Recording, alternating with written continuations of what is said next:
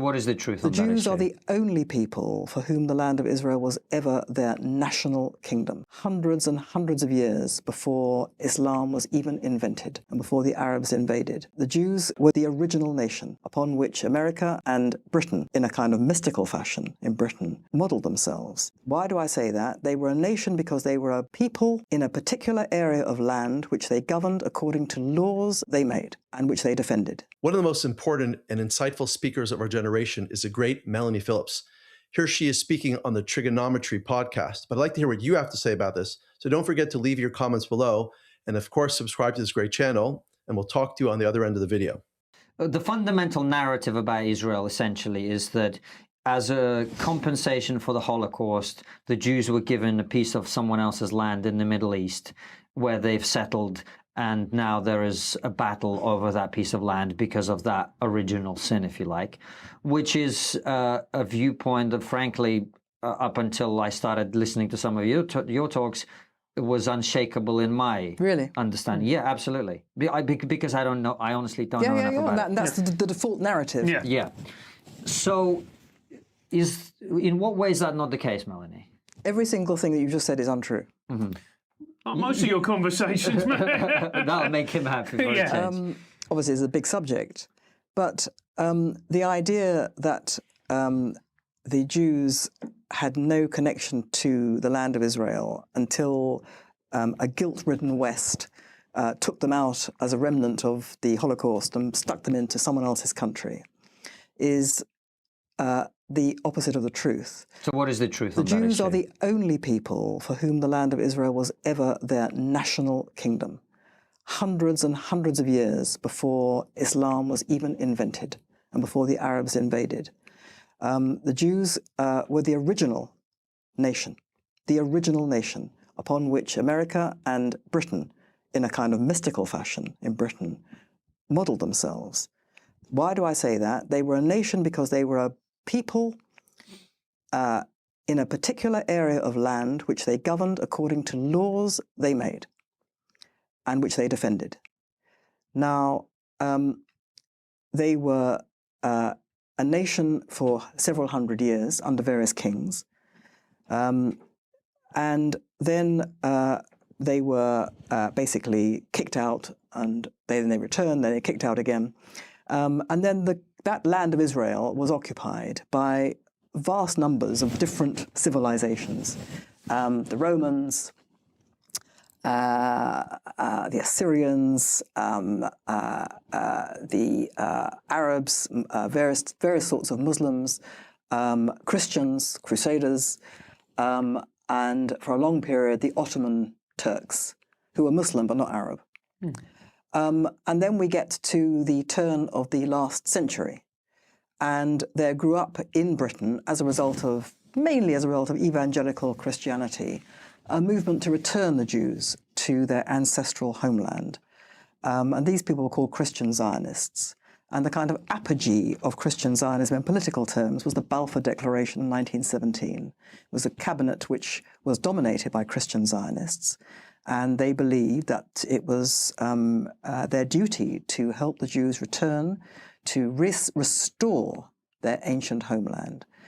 Long story short, as you will know, after the First World War, the entire Middle East was carved up between Britain and France, which, in itself was a questionable activity, and they created Makes for nice straight lines on the map, doesn't it? well, yes, slightly more complicated than straight lines, but anyway. So, some of these countries that they created, you can say that's very questionable, but basically the precursor of the United Nations, which was then the League of Nations, in the 1920s, decided that as a matter of international treaty obligation, Britain would be given custodianship of what was then called Palestine, a name given to it insultingly by the Romans in order to erase its Jewish identity. The British would be given custodianship of Palestine, called the Mandate, under which Britain would be under a binding treaty obligation to return the Jews to their ancestral homeland, to recreate it. Now, what was Palestine at the time? Well, bit of it, a very large chunk of it, was promptly given away to the Arabs by Winston Churchill to become Transjordan, which is now Jordan. So what did that leave as the territory within which Britain had a binding duty undertaken by the world body of the time to return the Jews as a matter of historic right? What was that territory? It is what is now Israel, what is called the West Bank, and Gaza. That is a territory to which the Jews alone were given the right to return because they alone had ruled it. Terms which have never been abrogated, even though the League of Nations is no more. It gave rise to the United Nations. But the United Nations took on, in its charter, it took on all the obligations of its predecessor unless they were specifically abrogated. Those terms have never been abrogated. So what then happened was, although the Arabs at the time, around 1917, 1918, King Faisal notably, and one or two others, they said, we welcome back the Jews to their ancestral homeland. They used this term because it was in their own religion. They knew this was a Jewish homeland. And then a lot of stuff happened. Basically, the British, having undertaken in the first place this duty to settle the Jews in their ancestral homeland, the British colonial office at the time and the colonial administrators who were put into Palestine to administer this mandate did everything they could to stop it. And they, among other things, brought in an Islamic firebrand. This was at the time when Islamism, as we know it, political Islam, was growing. It was sort of invented after the First World War. And the British brought in a particular Islamic firebrand called Haj Amin al-Husseini as the Grand Mufti of Jerusalem. And he was brought in to incite revolt, and he did. There were then pogroms after pogroms after pogroms of the returning Jews. The thing then blew up into a sort of three-sided war. Jews and Arabs and British, or basically at various times all fighting each other. Scroll on, the British threw in the towel, gave it over to the United Nations. The United Nations, Britain by this time had reneged on its obligation to settle the Jews in the land. Britain had decided the only way to solve this was to give a portion of this land to the Arabs in order to shut them up and stop them from fighting. And in accordance with that, the British closed the gates of Palestine at the time when the Jews were starting to be exterminated in Europe. That's what happened. And then the United Nations took over, the war finished, the United Nations took over. United Nations said, just like Britain had said, right, two-state solution, one for Jews, one for the Arabs. And just as with every occasion since then, the Jews said, what? You're going to take this away from us? Fine, fine, give us anything, because we're desperate. And the Arabs said, what? Jews? Here? Never. And they invaded, or they went to war against the Jewish homeland. There was what's called the War of Independence, which amazingly the Jews won against all the odds. Subsequently, there have been, I've forgotten how many, 2, 3, 4 offers of a state of Palestine to the Arabs, which have been made by Israel. At every occasion, the Arabs have refused and have gone to war or have stepped up terrorist activity against Israelis.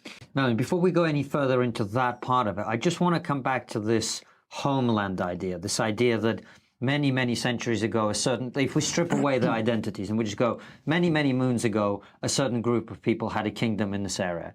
And after that, there have been 10 civilizations or 15 civilizations that have come and lived in this land. And now, for some reason, it's kind of like me, isn't it a bit like me going, well, I used to, I grew up in this flat in Moscow, and now I want to be resettled there. Yeah. And all the neighbors have agreed to kick out that guy who lives there now and put me in that flat instead. Is it not a bit like that? Well, no, it's not like that. First of all, the Jews never left the land. They were always coming back to it, even under occupation. There was always a Jewish presence in the land, and from the mid-19th century onwards, there was a Jewish majority in Jerusalem. That's the first thing. The second thing was that the land at the time of the mandate was very sparsely populated. The people who were there were mainly nomadic Arabs, but they didn't have an identity. They considered themselves to be part of Syria, which was created, or Bedouin. There was no such thing as Palestinians. Palestinians were the Jews. But there were people who lived there. There were people who lived there, yes. Right. And then because the Jews started coming back, Arabs and others started pouring in from neighboring Arab lands. And the British then let them come in, even though they were, many of them, illegal immigrants. They let them come in because they wanted to stop a Jewish homeland. So it's not a question of kicking people out. It's not a question of, you know, people who had some sort of mystical attachment to some country. You're talking about the Jewish people who have been persecuted in virtually every country in which they've settled. No country ever wanted them, apart from India and China, which have never had a problem with their Jewish populations. But in Europe, no way. Nobody wanted them. And it was in respect of that, as well as the fact that they were the original nation and have always wanted to go back, that they were considered to have the right to go back. So is this kind of perpetual persecution what I'm just trying to get this logically clear, perpetual persecution of Jews in Europe. Yes. Is that what uniquely in the history of humanity gives Jews the right to resettle a land in which they didn't have that much of a presence? No, it was their country. But a long time ago. Oh, okay. So why do people think that, if they think that it was the Palestinians' country a long time ago, that means that they should have it? But they were living there in the 19th century. But they weren't. There was no such thing as the Palestinians. There was no such thing as the Palestinian people. There was no Palestinian people until it was invented in the mid-1960s. Well, there was these nomadic Arabs who lived there. Yeah, but they didn't want a country of their own. The Jews were a nation. They had a country of their own. And it was taken away from them. And then they were persecuted around the world. And so it seemed only decent and fair that they should have it back. And a lot of people at the time thought that was absolutely fine. But there was a resistance whipped up, which was basically a religious resistance, in my view, and remains basically a religious resistance. Because if you look at the Arab world, the Muslim world, unfortunately, and look at the Palestinian Arabs and what they are producing day by day in terms of what they teach their children and the materials that they put out, it's not really accurate just to say it's anti-Israel, which indeed it is. And it's certainly the case that they want, in my view, and I think this is proven by what they say and what they do and their insignia and their flags and their materials, they want Israel gone. They don't want two states, they want Israel gone. But it's much worse than that. What they're producing day by day is anti-Jewish venom. Crude, conspiratorial. Jews are uniquely the source of evil in the world. That's what they're producing. That's what they're teaching their children to hate. And people in the West just have no idea of this because it is never, ever reported. And so I got into a lot of difficulty because until the year 2000, I'd never been to Israel, never wanted to go. I thought, as a British Jew, I was, you know, it was great, it was fine, it was nothing to do with me.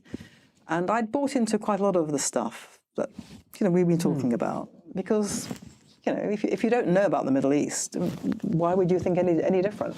Well, there she is, the great Melanie Phillips and that great team at the Trigonometry podcast.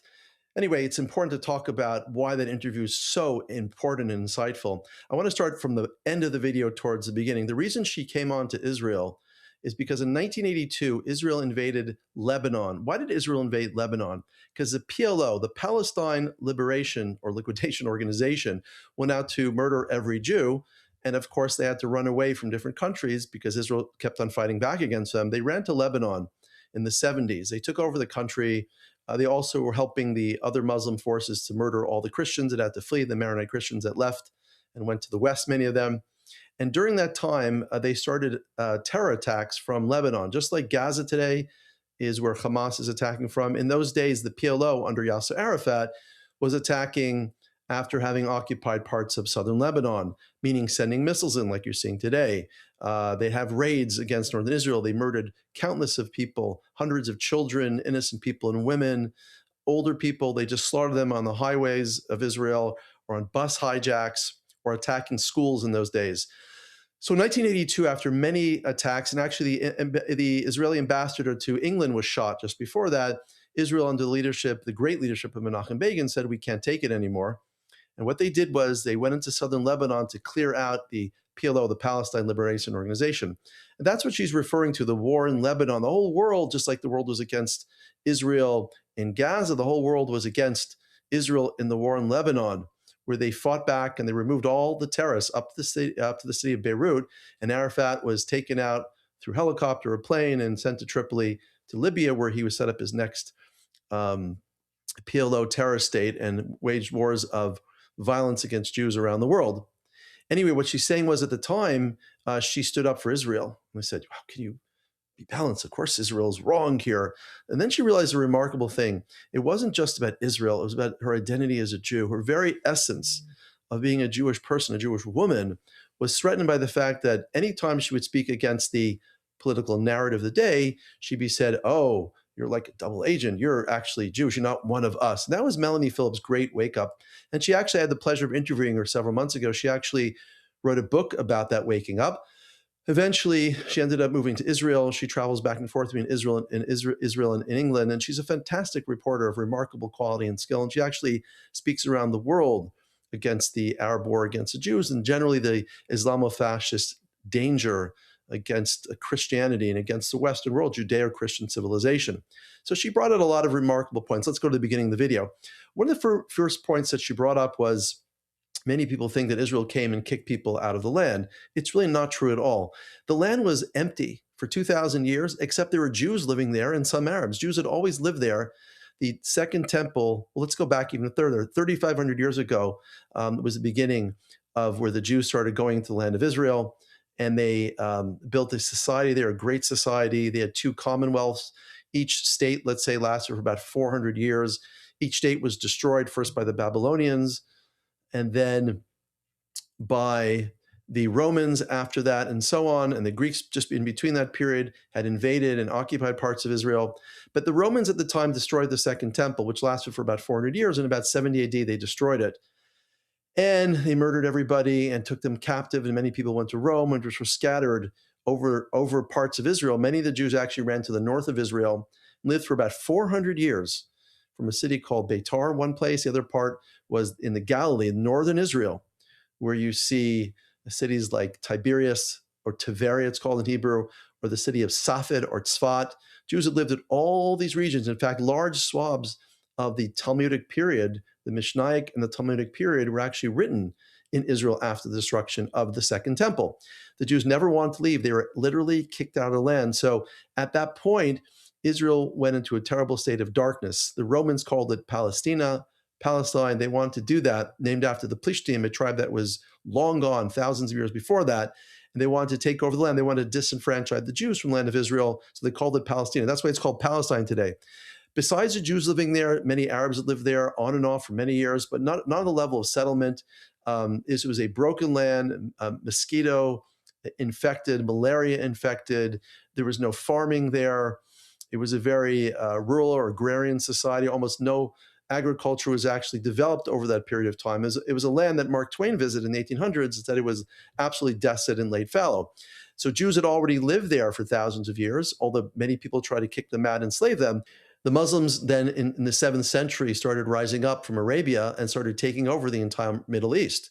And they actually occupied and colonized parts of what would be called Palestine at the time, which is still the land of Israel for thousands of years. In fact, they built their temple on the Temple Mount, which is, why is it called the Temple Mount?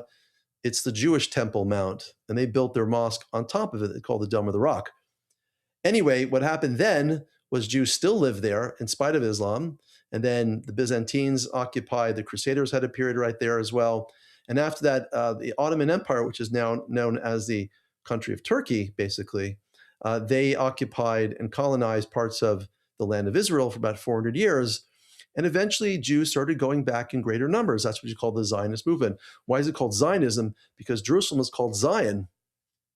That's why. Why are Jews called Jews? Because of Judea, the place of Israel. So Jews were inherently the first people of the land of Israel. They were the ones that had always lived there. All the cities are called in Jewish names, like Jerusalem and Hebron, as people know it, the city of Safed, the city of Tiberias. These are all Jewish cities for thousands of years. The Jews started going back. At that point, they started they started salinization, water. They started agriculture. They started draining the swamps for their mosquitoes, and they started businesses. They built power plants. They built water processing facilities. They started milk factories. And that point, in the early 1900s, people started going back to Israel in larger numbers. And Arabs started moving there from different parts of the world, different parts of the Mediterranean basin. And therefore, there was more what we call the Palestinian population. These are not inherently Palestinians. They are from different nations. We know this by the last names of the tribes and families, the Palestinians so-called, who lived there were actually from Egypt, from, let's say, Transjordan today, Syrian and Arabian, other places. And so they were offered in 1947, 1948, a division of the land. And at that point, they decided to wage a war. 5 Arab armies waged a war of annihilation, a genocide, an absolute genocide, ethnic cleansing of the land of Israel. And they tried to murder all the Jews in 1948. But thank God, the Jews, just 600,000 people, fought back against 5 massive armies, heavily weaponized. Miracles, but perhaps testimony to the fact that it really is a land of miracles. The Jews existed by miracles, and this was God's land. He chose them to be there. He'd protect them in spite of the numbers. And then we go back, a few years after that, 67 war, the same war of annihilation against Israel. Israel survived. 73, they almost won. 82, we went into Lebanon. The war started stopping, but the war of terror started. And then later on, about 2005, Israel decides to pull out of Gaza. The PA was running it. Hamas takes over. They murder everybody. They create a Sharia state of international terrorism funded by the Muslim Brotherhood, Qatar, and other countries in the Middle East. And Iran, of course, they become a proxy for the state of Iran, which all had the message or the mission to utterly annihilate and destroy the Jewish people. That's exactly what you saw on October 7th. That was a war of genocide committed by Hamas and civilians to destroy Israel. They murdered 1,200 people, took 251 hostages into the terror tunnels of Gaza, where they were released after many were killed, but some got released. So finally, after 200 days, whether they're alive or they brought their bodies back after torturing them. That's the real story, ladies and gentlemen. Israel has a right to exist. Israel's a right to fight back, despite all the horrific propaganda you're seeing. And we see people like Melanie Phillips who are able to speak out with truth, with justice, with clarity, and begin to inform the world what the truth about the Middle East and about the Jews really is. But I'd like to hear what you have to say about this. And don't forget to leave your comments below. And of course, subscribe to this great channel, and we'll talk to you in future great videos.